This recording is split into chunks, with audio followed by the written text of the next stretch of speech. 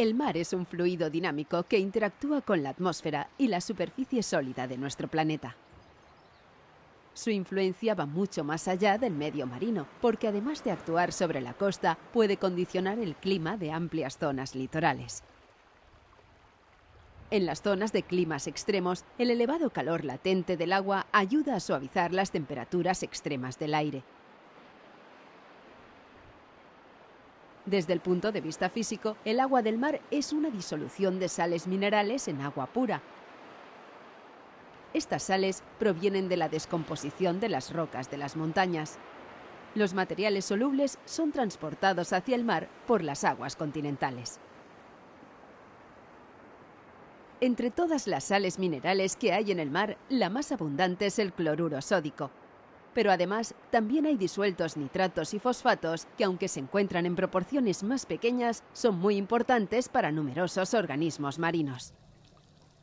La salinidad del agua de mar es la cantidad de sales minerales que hay por kilogramo de agua. El valor medio de todos los océanos es de unos 35 gramos por litro de agua, es decir, un 35 por 1000. La salinidad no es un valor constante, ya que varía a lo largo del año y según las condiciones ambientales cercanas. Por ejemplo, cerca del litoral, la salinidad puede aumentar por la evaporación del agua de mar o puede disminuir por la llegada de agua dulce de los ríos o de la lluvia.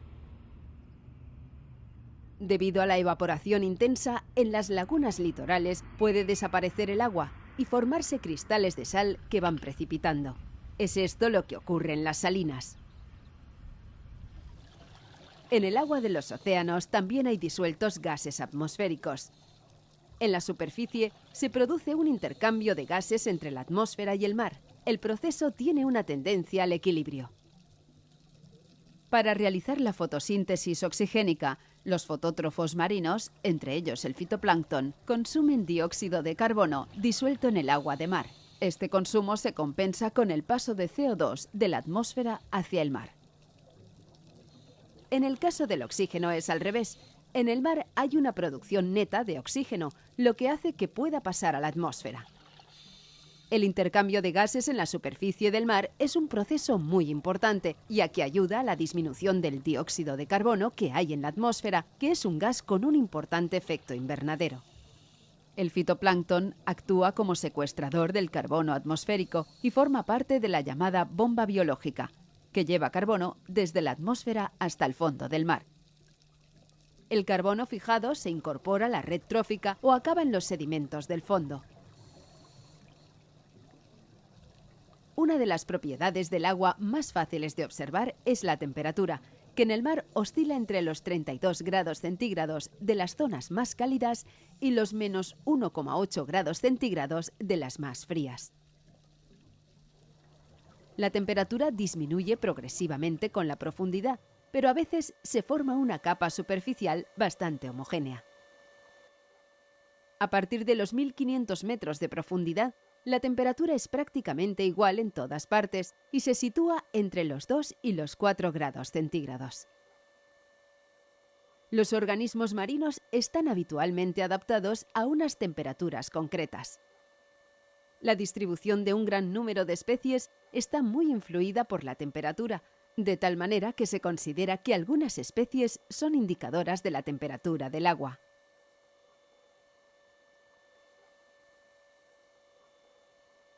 La densidad del agua de mar es proporcional a la salinidad, es decir, cuanta más salinidad, más densa es el agua y pesa más, pero al mismo tiempo es inversamente proporcional a la temperatura, lo que significa que con una misma salinidad, el agua más caliente tiene menos densidad que la más fría. Las variaciones de densidad son responsables de las corrientes marinas, ya que el agua más densa, es decir, más pesada, se hunde y desplaza la otra hacia la superficie sin que se mezclen entre ellas. Estos movimientos originan la circulación de las grandes masas de agua de los océanos, tanto en las capas superficiales como en las grandes profundidades. Por el fondo circula el agua más densa y por la superficie la menos densa, a menudo sin que se mezclen entre ellas. Las corrientes ascendentes transportan grandes cantidades de nutrientes hacia la superficie y favorecen la proliferación de plancton. Se llaman corrientes de afloramiento. En el interior de las cuevas submarinas se pueden ver ejemplos de cómo aguas de diferente densidad no se mezclan. En esta cueva hay filtraciones de agua dulce, que tiene menos densidad que la salada. Esto hace que se formen dos capas bien diferenciadas, la dulce por encima y la salada por debajo. La zona que separa el agua más fría y densa de la más caliente se llama termoclina. Al nadar entre las capas se mezclan las dos aguas. Allí donde se mezclan se produce una turbulencia que incluso dificulta la visión. En la naturaleza, la mezcla de aguas las provocan el viento y las tormentas. Además de estas propiedades físicas del agua, el mar es un líquido sobre el que actúan gran cantidad de fenómenos físicos y meteorológicos que le dan energía suficiente para moverse continuamente y formar no solo las corrientes marinas, sino también las olas y las mareas. En la gran mayoría de casos, las olas se originan por la acción del viento sobre la superficie de la masa líquida. Esto tiene su máxima expresión durante los grandes temporales, en los que las olas pueden tener mucha altura.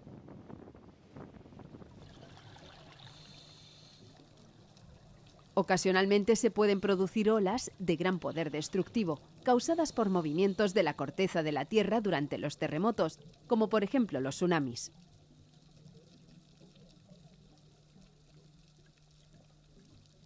La acción de las olas sobre la costa es continua. Esta actividad va erosionando las rocas y modificando los depósitos de arena de las playas. Las olas ayudan a remodelar constantemente el litoral. Otro movimiento del mar que afecta sobre todo a las zonas litorales son las mareas. Sobre la Tierra actúan fuerzas de atracción originadas por las masas de la Luna y del Sol. La masa líquida de nuestro planeta responde a estas fuerzas deformándose y produciendo oscilaciones del nivel del mar que se repiten 2 veces en periodos de poco más de 24 horas. En muchos lugares, la amplitud de las mareas puede ser de varios metros, lo que deja espacios del litoral sin agua durante horas. Las especies marinas que viven en las zonas que quedan al descubierto deben estar adaptadas para resistir estos periodos diarios de varias horas de desecación, seguidas de otras de inmersión. No todos los lugares se ven afectados de la misma manera por las mareas. En el Mediterráneo, por ejemplo, son de menor intensidad que en el Atlántico.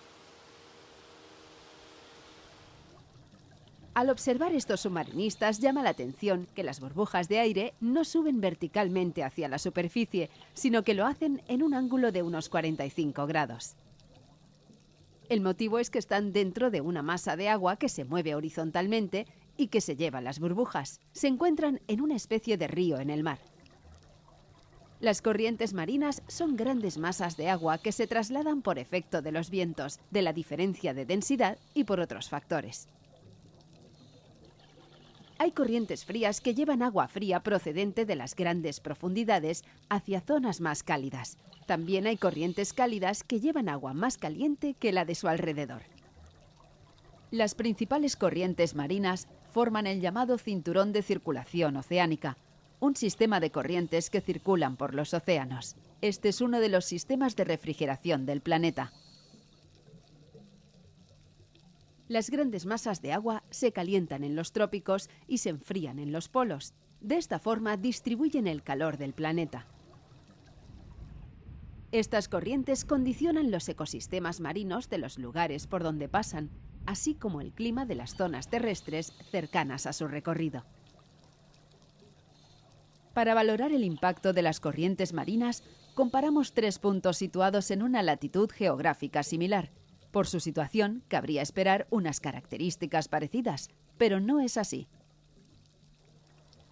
El primer punto está situado en la costa de la península de California. El litoral del Océano Pacífico de esta península está bajo la influencia de la corriente fría de California, que tiene entre 200 y 400 kilómetros de ancho y se mueve a una velocidad de 0,25 metros por segundo. Aquí la temperatura superficial del agua oscila entre los 20 grados en verano y poco más de 7 grados en invierno.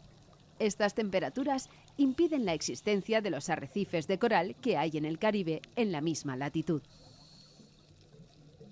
El agua de esta corriente sube de los grandes fondos oceánicos y lleva una gran cantidad de nutrientes hacia la superficie. Esto hace que haya una proliferación tan alta de fitoplancton que el agua toma un color verdoso muy característico. Este fitoplancton atrae al zooplancton, que durante la noche sube a comer cerca de la superficie. Su densidad puede ser muy elevada. Son aguas muy productivas.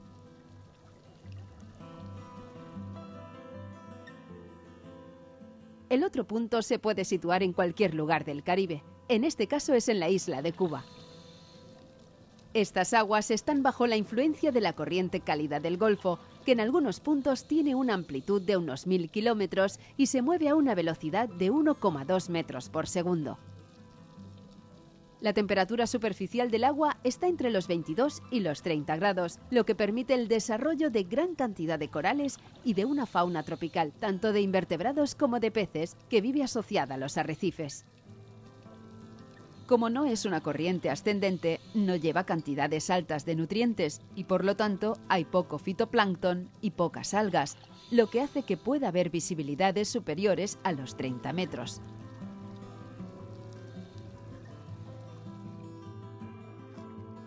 En las Islas Canarias llega una corriente fría que tiene un frente de unos 500 kilómetros. El descenso de la temperatura del agua se debe a afloramientos de agua profunda que se producen cerca del continente africano. La temperatura del agua se sitúa entre los 19 y los 26 grados, unos valores suaves, pero que aún impiden la formación de arrecifes de coral. Lo que sí permiten es la presencia de ciertos organismos típicos de aguas cálidas, como son el pez trompeta o el erizo de mar, Diadema antillarum, componentes habituales de la fauna del mar Caribe. Hemos visto cómo la dinámica marina, con el desplazamiento de grandes masas de agua fría y caliente, es la principal responsable de la distribución de los grandes climas terrestres.